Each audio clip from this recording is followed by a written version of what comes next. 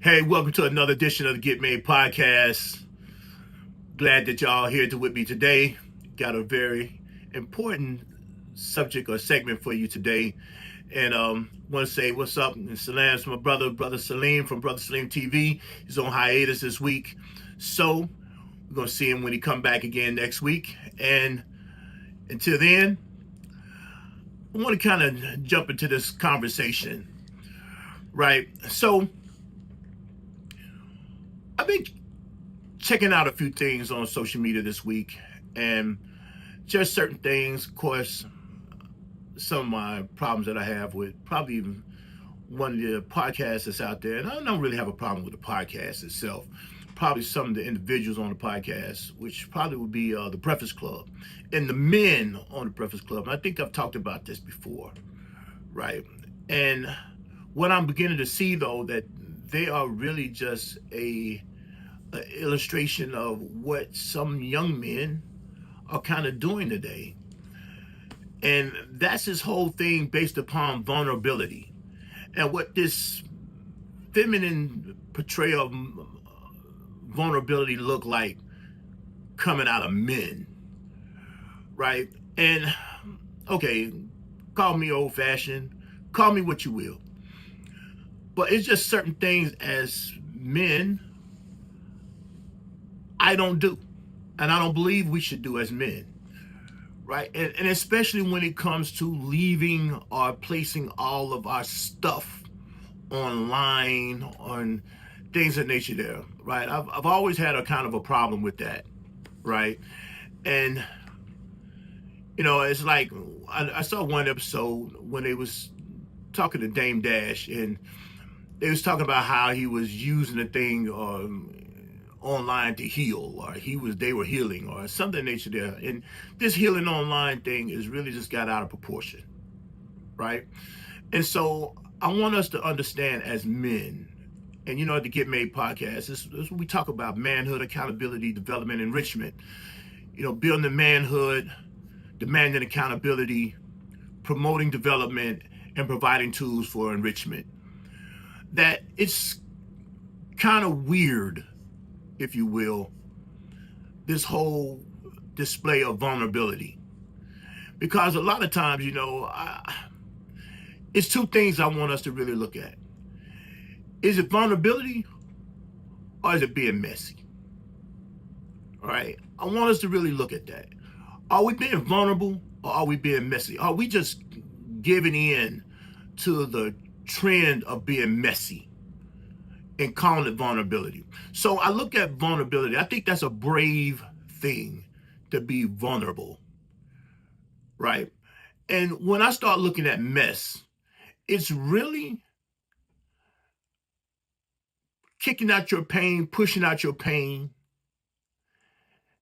and calling it honesty, right? Pushing your pain out on other people and then calling it honesty, right? And so when I start talking about vulnerable, and let me give an illustration of what it is I'm talking about. When I start looking at being vulnerable, I'm letting someone into my space because, one, I may be looking for some help on how to process it, right? And I'm not looking to process my pain and calling it honesty or calling it healing, right? But I'm letting somebody come get in. I'm letting them in so I can kind of process that thing, right?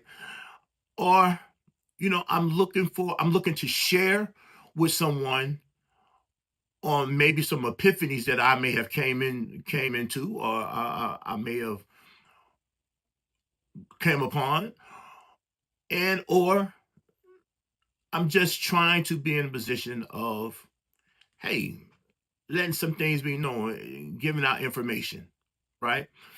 And then I may share an example of something that may have taken place with me to show you how I got there or how that may have came about, right? But I won't get on a situation, or I won't let people into, and more like they're doing it online a lot now, right? But sometimes people are vulnerable, just, hey, somebody that they just want to hit, they got somebody's attention, so they just want to They bend in their ear. They just chewing off their ear, giving them a whole bunch of stuff, right? Really what that looks like is emotional instability or emotional deregulation. And people don't really understand that. And there's another word, and sometimes I'm cautious about putting clinical phrases out in the general population, but sometimes you have to kind of express yourself and then explain it. So when I say a lot of times people are trauma dumping and calling it vulnerability, what I'm doing is everything that I'm going through, all the pain that I'm experiencing or what I have experienced, what I'm going to do is I'm just going to dump it out on everybody. I'm just going to give it to everybody. I'm going to air out all my business. I'm going to air out everything. And I'm just going to put that all out in space. Right. And that's irresponsible. Right. And I shared a situation once where I was watching Dave Chappelle some years ago, and he was having an interview with Oprah Winfrey, right? And he was talking about his money and how somebody can just come to him, ask him for donations and things of that nature there, and he was just going to give, and it didn't matter who it was, and Oprah told him, that's very irresponsible. And he looked at her like, because she said in having money, basically in having money, you have to be responsible about who you give it to. If you just open yourself up, any Tom, Dick, and Harry going to show up at your door asking for something. And that's not what you want to. You're going to really cause yourself more of a problem than you are in being helpful or being a solution for someone else, right? So, and I said, that makes a lot of sense. I'm just not going to be able to give any and everybody. Any and everybody may not be deserving of this money or these funds because they may not be responsible in how they handle the funds. If I'm talking about money, what more so my personal thoughts and feelings? That should have a whole lot more guarding on it than even my money and even the money that I give as charity, right? Because charity, irresponsible, is not a good thing. And so is trauma dumping, calling it vulnerability. And so then I look at myself and I say, all right, Clay, all right, Big Hoss, what will I share and what will I not share online, on this podcast, in a lecture that I might be giving, in a talk that I may be giving somewhere else? Where do I have boundaries? Where do I establish boundaries? Because that's the responsible thing to do. I have to have guardrails to it. And what I begin to see for the sake of using this word vulnerability, I see that the generation that we kind of walking in with right now, the generation that's under me, and maybe even those that's on that generation there, use these words so loosely and use the idea of these words so loosely that it becomes problematic. And that's the way of just putting any and everything out in space. And that's not what we should be doing. Because at the end of the day, we're not really giving out advice. We're really just putting our pain. We're really, truly, we're not even concealing our sins. And I know that we should protect the people from our sins, right? There should be some idea of making sure that the people are not harmed by the things that I do and the things that I say, right? And this thing is not about clickbait, because a lot of times this is what also is happening too, that we use vulnerability, and it's supposed to be vulnerability, but what it really comes out to be is clickbait. How many people can I get to like my stuff? How many people can I get to comment on my stuff? Anything like that. Now, I'm not sitting there saying that I'm not for commenting or liking my information. Obviously, when you start dealing with algorithms, those things need to take place in order to share the content, right? To put the content out there so people can really just look at the content, feel the content, share the content, learn from the content, and then be able to grow. This is when we start talking about providing tools for enrichment. So there is a purpose for why I'm putting something out in space other than just at the end of the day, either trauma dumping and running my mouth or trying to have clickbait and just getting somebody to follow me, look at me, how many, if I can go viral or anything along those lines there. And we have to also look at what viral looks like, right? It's so amazing that, we use so many words that really sound like disease and contagiousness. And we use that as, oh man, it's viral, and it's weird how we are now in a thing of making something wrong look good. And even in from a Quranic standpoint, there's something that said, right, that Shaitan said that he's going to make wrongdoing fair seeming. He's going to change the very nature and the order of things, right, and make wrongdoing fair seeming. So now the wrong thing looks like the right thing to do. And I want us to really kind of grab a hold to that, because what I'm really understanding and seeing from not just men, but it's really a sad case when men do it. But I'm also seeing, of course, I see a lot of women who do it. I see a lot of men who do it. And it's really men who fallen in a lot of feminine positionings and feminine footsteps. And it's something that's not right. It's something that really needs to stop. It really needs to stop.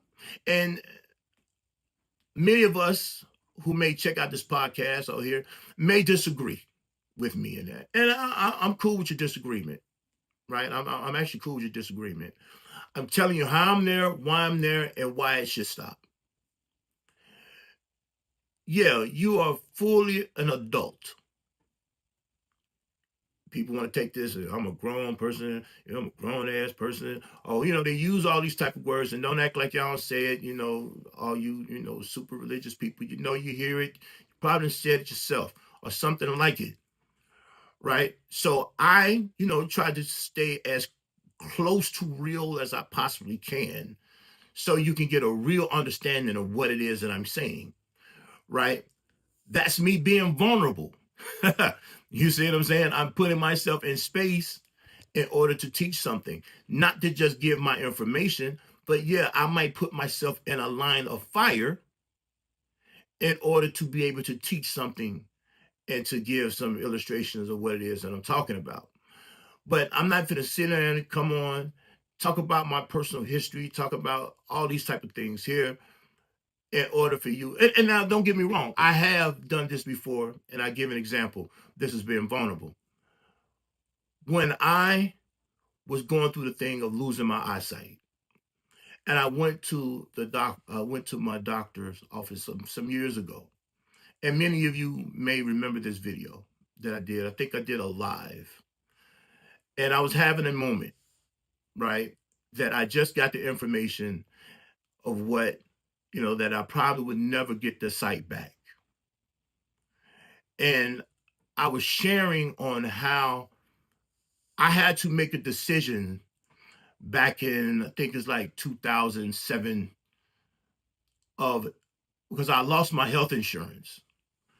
And I had to make a decision on what I was going to address. Was I'm going to address the diabetes situation that I have going on, or was I going to address my eyesight? And I had to come up with a determination that which one could I live with? Which one could happen and I could still live, and which one I probably couldn't live through because all the health ramifications would have been very dire if I didn't address it. And so therefore I had to adjust because I had to pay for that out of pocket, right? Because I didn't have insurance. So I had to pay for it out of pocket. And both of them were very rather expensive, right? And so the reason I was sharing that is because I wanted people to know we have to take our health care very serious, right? We have to take, so if you are in a position of having health benefits, you have a employment, of being able to get health benefits, things of that nature there, then by all means, make sure you do so. Make sure you go to the doctor often. Make sure you get treated for your eyes.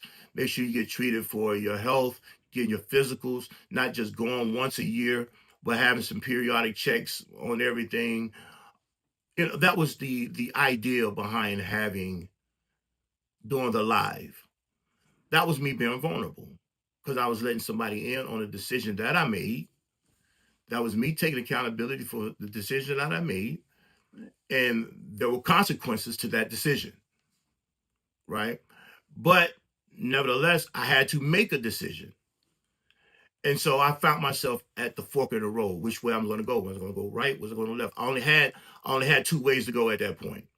And so I shared that. And it wasn't for, oh my God, and some people gave me some condolences and gave me some, different things. Some people reached to me on, not online, but in my inbox or whatever. And, had some, and actually, probably met some friends in that situation too that I still kind of hold today.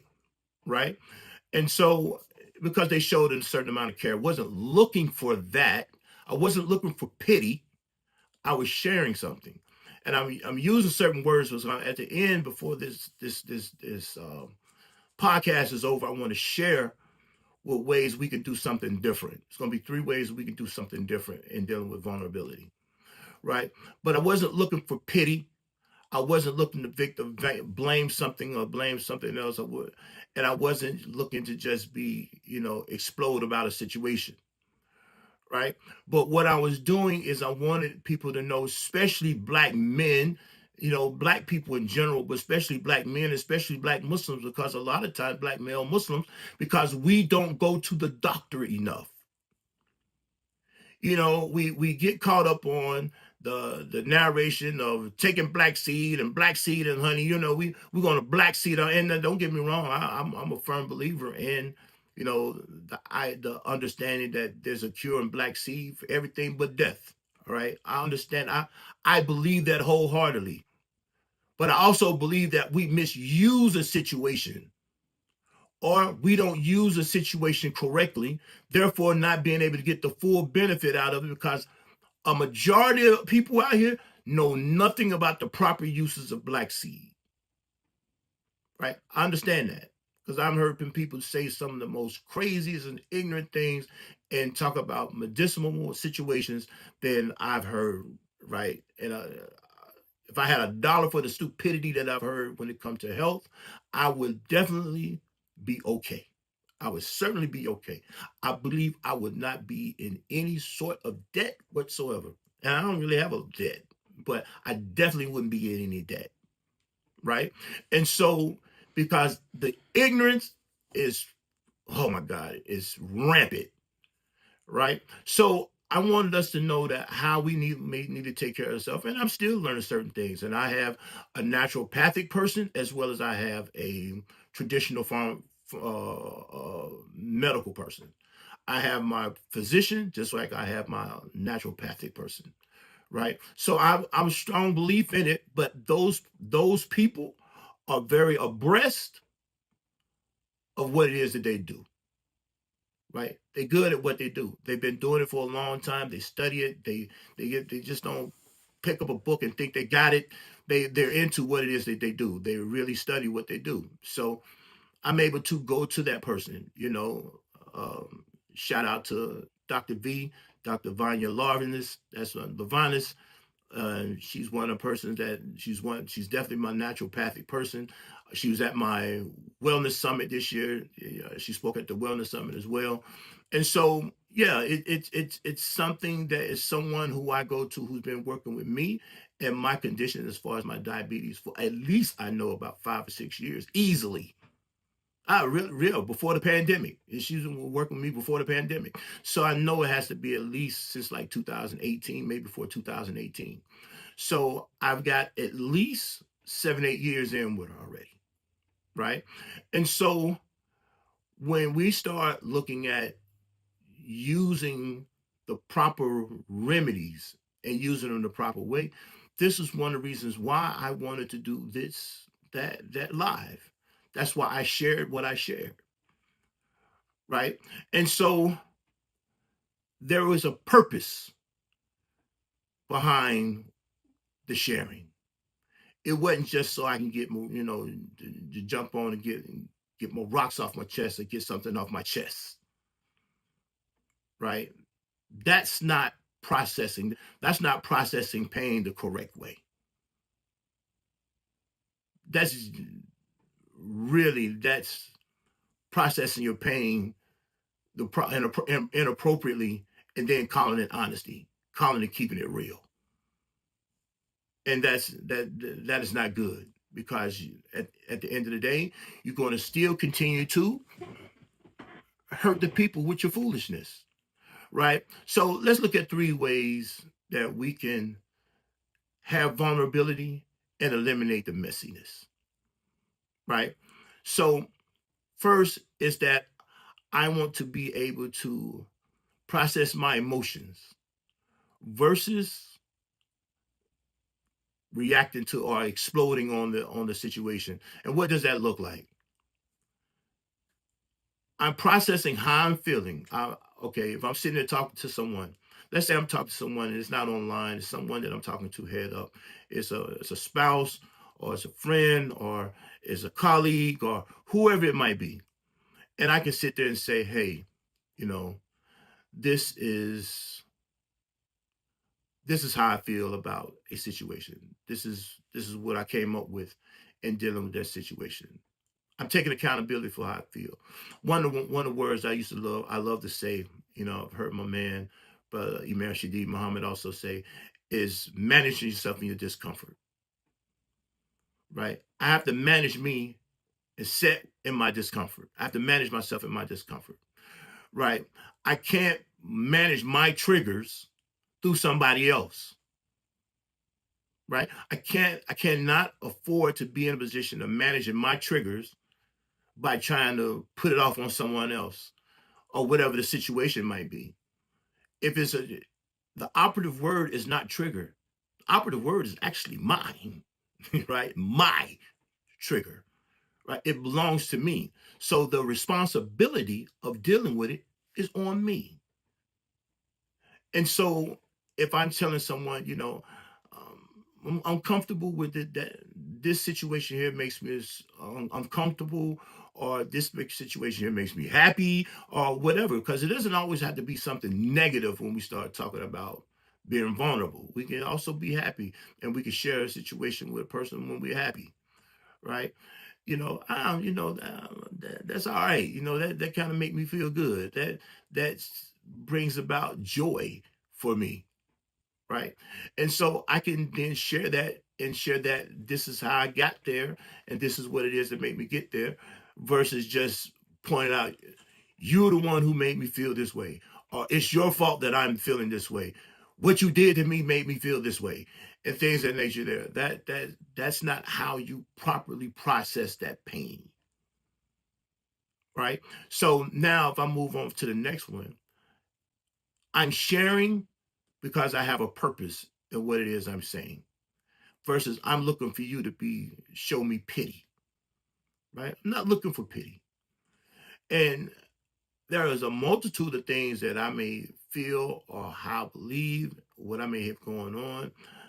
I mean, for instance, I share this with everybody here today. I had an accident back in 2018, and I've been in pain every day since August 15th of 2018. I walked off a 4-foot wall, right? Now I shared that with with everybody, but I'm not gonna share with everybody what took place and what were some of the things. Those are some of my intimate people who I'm intimate with. I've shared that information with. Um, what were some of the surgeries I may have had, or what were some of the remedies that I had to take? What were some of the recommendations that I had to take place because of the injuries? But yeah, I've had an accident back in 2018 that I've been in pain every day since August 15th of 2018. I'm talking about well over 7 years, right? Now, I don't say that to get sympathy or pity from you viewers who want to get made podcasts, anything in nature there. That's not what I'm looking for. That's not why I'm sharing this. Right? I share that. You know, thank you for your compassion. Thank you for your empathy. Thank you for your care. Thank you for your kindness. All that, I would still say thank you for that for anyone who showed it to me. But that's not the reason why I'm out there. Why am I saying that? Because some people do that so they can get the sympathy of others. And what we call that is actually negative attention seeking behavior. Right. That's what it really boils down to. Is really negative attention-seeking behavior. You have no reason other than a self-serving reason for why you put that on the space. Why am I telling you this? What it is that you know, and I'm always skeptical about people who asking someone for du'as a lot of times. You make du'a for me, this and this and this and this and that, and yeah, please make du'a for all of us, for me, my family, the people in Palestine, the people in Sudan, the people, all the Muslims all over the world. Please make du'a and make du'a for yourself and for your family as well, right? Make a supplication or a prayer for someone, right? That's a good thing. Right? But some people put that in space because they want you to feel bad for them. They want you to feel sorry for them. They want you to feel something for them so they can get the negative attention that they're looking for. Attention by any means necessary. Right? That's how they function. Attention by any means necessary.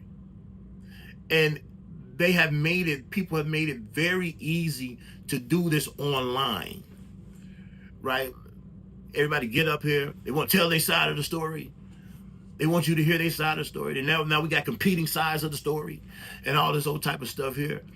And now we just kind of keep trying to sway public opinion and all this old type of stuff here. When protect the people from your chaos. As Muslims, that we say your fitna or your fitins. Protect the people from that. Keep that out of the face of the people. Right? What you going through, take a lot of that. What you going through, take that to your Lord. Right? That's how you kind of get, because that's where you're going to get your blessings from in the first place. That's where you're going to get your relief from in the first place. Right? Take that up. Take that to the one who actually can do something about it. Right? And so when we are then talking about how to deal with things and share with people, we share with a purpose. And again, like I say, when I came on and I talked about, the situation about not being able to get my eyesight back, and the possibilities of getting my eyesight back was at zero from what the doctor had said. It was at zero. And so at that point, of course, I had my own personal things that I was going through. I got my therapist that I go to. I have my people who I talk to, or who I have as confidants that I talk to. And that's it. Everybody don't need to know. Everybody else doesn't need to know all that. Right? And so last but not least, taking accountability for where you are versus shooting blame at someone else. And what does that look like? I take accountability for the fact that this is why my eyesight probably went. This is why the deterioration of my eyesight was so rapid. This is how it started coming back real quick and real fast, because of the decision that I had to make, right? Because I had the understanding that, you know what?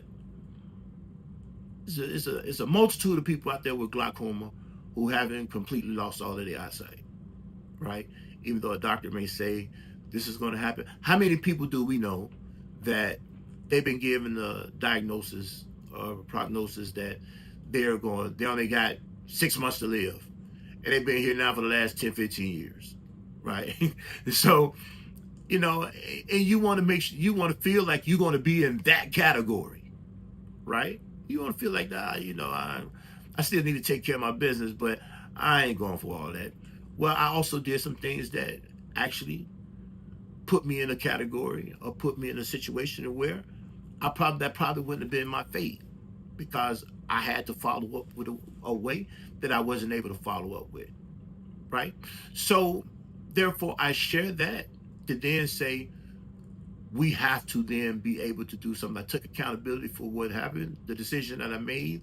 I'm accountable for the decision that I made.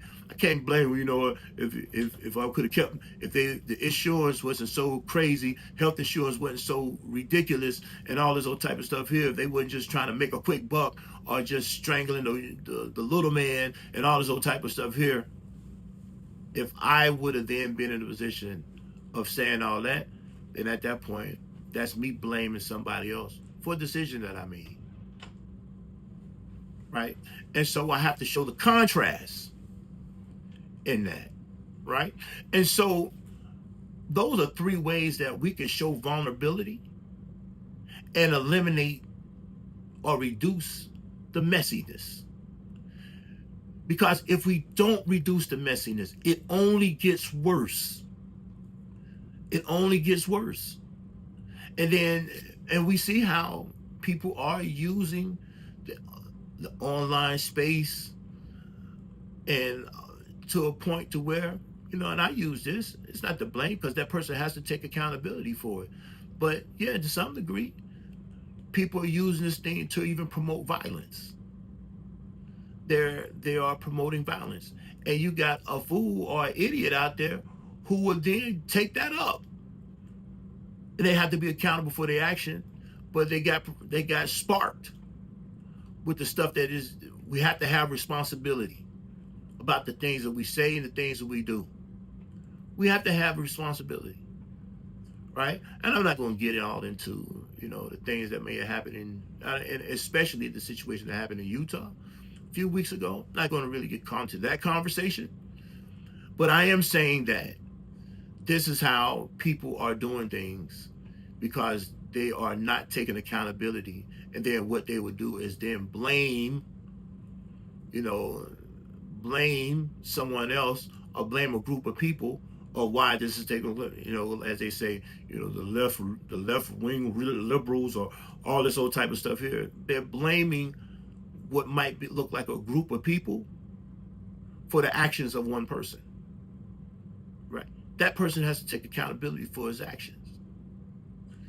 And so you sit there and you listen to people who are then exploiting pain. They are exploiting pain. And what happens is that maybe some might trauma dump, some may be looking for allies to be able to promote their agendas, or whatever it looks like. And for the common person, it looks like the thing to do. And where it really is a situation where, and I will say this, is people feeding on the ignorance of the people. Because unfortunately, there are a multitude of ignorant people out here. So if I know that these people are ignorant, then there's a multitude of ignorance out here, that I have to do something to make sure I don't add to the ignorance. I have to do something that says that I'm not going to add to this level of ignorance that then makes it acceptable to continue to be ignorant. And I need y'all to get that understanding. I can't continue to contribute. We can't continue to contribute to the level of ignorance that's going on out here, and using words to make it sound like it's okay, like vulnerability and honesty and trust and things of nature, that trauma and triggers, and we just saying things, we using words, and we making these words sound like they just, God, man, it's so, like they just sound beautiful, like acceptable, when the idea behind it is not correct. The idea of vulnerability is a good thing. The way it's being promoted is not. Vulnerability is a beautiful thing, but the way it's being promoted sound like emotional deregulation and emotional instability. That's what it really is. So I'm saying to all my brothers out here, because here's the next thing, and some people may like it, some people may not. It's okay. I stand in where I stand at. When you start doing a lot of this, and this isn't to say that, I want to make sure I am clear though. When I say this is feminine characteristics, I'm not saying there's something wrong with women when you say feminine. I'm saying these are not masculine characteristics, or these are misguided masculine characteristics. And we have to be in a position of stopping that. It's funny because I'm hearing how on the Breakfast Club, and I don't think it was right because, I think they really just kind of got into a bunch of hurling of insults and stuff at each other. But the man literally sit there and called them two men gay. Literally sit there and call them men gay, right? I don't know if these men are homosexuals or not, but he said their characteristics were based upon homosexuality. They were gay, right? Basically, no, you ain't even calling them that. Really saying what they was being very feminine, right? And so then we start hurling the insults, which then loses his argument because he's hurling insults versus standing in where he's supposed to be standing in. Which at that point, he became misguided in what he was doing. He had misguided masculine energy taking place.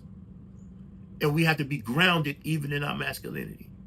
That's why I have a whole concept of grounded masculinity. And what we're really exhibiting here, and you guys been hearing me and everybody out here listen to, know that even my book, Taming the Storm, Understanding and Overcoming High Conflict Personalities for a Peaceful Life. What we really are looking at is people who have high conflict personalities. And this is how it's showing up in the aspect of someone talking about they being vulnerable. And really the only thing they're doing is exhibiting high conflict personalities. Right? So I want us to kind of think on that, jump on that. This podcast is about enlightening people, trying to get people to think, man. We got to think as men. We got to think as Muslim men. We got to think. And we just can't really. We have to think. We have to have the guidance. We have to work upon the guidance of Quran and Sunnah because we are Muslim men. We got to do something. But we have to think. We have to pick up a book and read it. We got to get some education. We got to ask the people who know. We got to get in behind some people who know and get this information. We don't know it all. And we have to get somebody who can help us learn, who can teach it to us. That's vulnerability. Putting yourself in a position to learn. That's real vulnerability instead of sitting there telling all your daggone business. Like you lost your damn mind. That's not vulnerability. Learning, putting yourself in a student position is being vulnerable. I want us to think about that. So, hey, next week, every week we're here at the Get Made podcast at 7 p.m. every Monday. You can kind of catch up with me at the Hot Sinclair Experience on basically every platform. That's YouTube. Please subscribe to my YouTube channel and connect with me on TikTok and Instagram at the Hot Sinclair Experience. And also check out my man. He's doing some things, Brother Salim. He's doing some things with I'm always gonna promote my brother. Pick up my brother in front when he here and when he ain't here, right? We're at Sulani Homes. I think that's Sulani Homes, something like that. You can find him at, what's that? SOUL Sulani Homes ANI, something like that. Check him out. He out there selling big houses right now. Man had a $750,000 house he was selling the other day. He had online. He was checking it out. He's out there trying to sell beautiful house. When I hear wife was sitting there, "Ooh, this house is beautiful. All this room, all these areas." So check him out. I don't know if I'm buying no $750,000 no time soon. But hey, whatever fits your pocket, I'm sure he's able to help you out. So by all means, check him out if you're looking for a home here in the state of Georgia, because this is where he is. If you're looking in the state of Georgia, if you're looking to relocate here in the state of Georgia, he can help you out. You may not want to come to Atlanta, but you might want to come to Atlanta. Atlanta's crowded. It's crowded. A lot of people here. Too many of y'all showing up. You know what I mean? You're making it rough down here. All that traffic's crazy for no reason at all, right? But by all means, check him out, and he might can help you get a home, or at least if you ain't looking to buy, maybe help you rent one. You know what I mean? So by all means, check him out. So with that though, we're gonna see you guys next week. I think I got a pretty nice guest coming on next week. Don't want to put that out in space yet, but we'll let you know what it is. And by all means, please continue to and be safe out here. This is rough times right now. Be safe, and look to your Lord for your protection, right? And stop giving up. Stop giving over all your information. Stop telling all your business. This ain't a good thing. Quit telling all your business. All right, that I'm out. Inshallah. Assalamu alaikum wa rahmatullahi wa barakatuh.